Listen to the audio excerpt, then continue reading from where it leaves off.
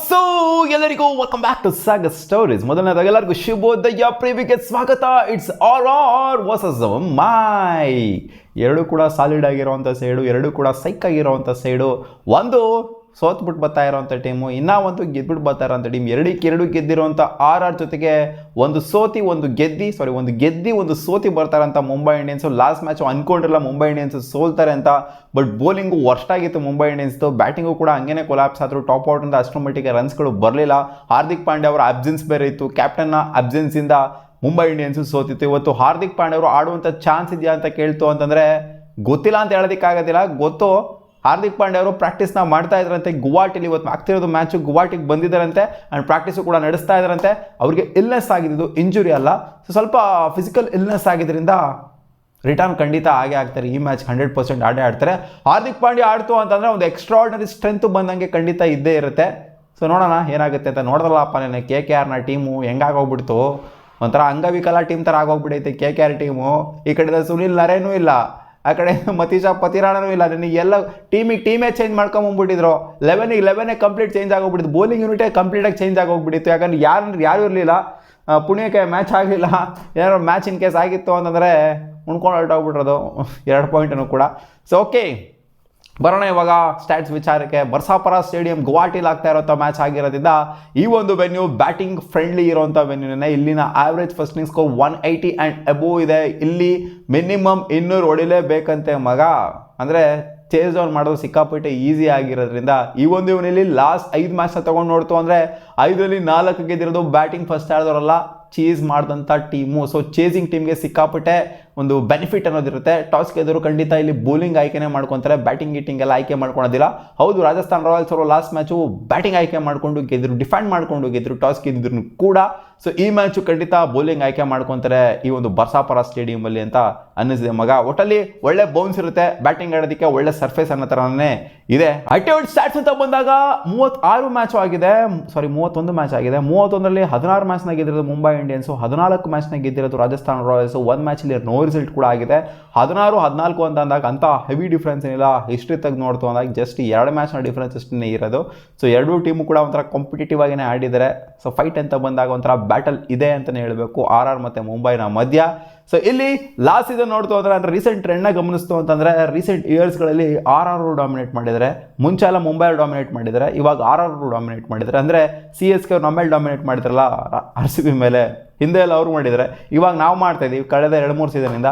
So ಆ ಥರ ನಡೀತಾ ಇದೆ. ರಾಜಸ್ಥಾನ್ ರಾಯಲ್ಸ್ ಅವರು ಲಾಸ್ಟ್ ಸೀಸನ್ನು 9 ವಿಕೆಟ್ಗಳ ಭಾರಿ ಮೊತ್ತದ ವಿಕ್ಟ್ರಿ ತೊಗೊಂಡಿದ್ರು. ಸಂದೀಪ್ ಶರ್ಮಾ ಅವರು 5 ವಿಕೆಟ್ನ ಕೂಡ ತೊಗೊಂಡಿದ್ರು ಇವರ ಮೇಲೆ. ಸೊ ಸಂದೀಪ್ ಶರ್ಮಾ ಇಲ್ಲೂ ಕೂಡ ಇದ್ದಾರೆ, ಸಿಕ್ಕಾಪಟ್ಟೆ ಎಫೆಕ್ಟಿವ್ ಆಗಿರ್ತಾರೆ ಅಂತ ಅಂದ್ಕೊಂಡಿದ್ದೀವಿ. ಸೊ ಇದೇ ಒಂದು ವೆನ್ಯೂಲಿ ಸಿಕ್ಕಾಪಟ್ಟೆ ಎಫೆಕ್ಟಿವ್ ಆಗಿ ಕಾಣಿಸ್ಕೊಂಡಿದ್ರು. ಸೊ ಅದರಿಂದ ಸ್ಯಾಂಡಿಗೆ ಸ್ವಲ್ಪ ಭಯ ಪಡಬೇಕು ಮುಂಬೈ ಇಂಡಿಯನ್ಸ್. ಯಾಕಂದರೆ ಲಾಸ್ಟ್ ಸೀಸನ್ 5 ವಿಕೆಟ್ ಬೇರೆ 5 for 18 ಬೇರೆ ಐತಿದ್ರಿಂದ.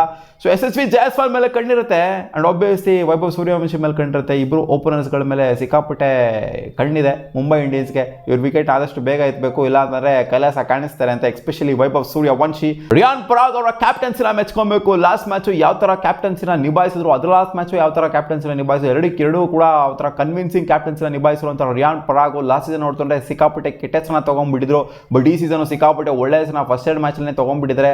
ಬಟ್ ಇನ್ನು ಟೂರ್ನಮೆಂಟ್ ಏನು ಕಂಪ್ಲೀಟ್ ಆಗಿಲ್ಲ, ಲೀಗ್ ಸೀಸನ್ ಕಂಪ್ಲೀಟ್ ಆಗಿಲ್ಲ.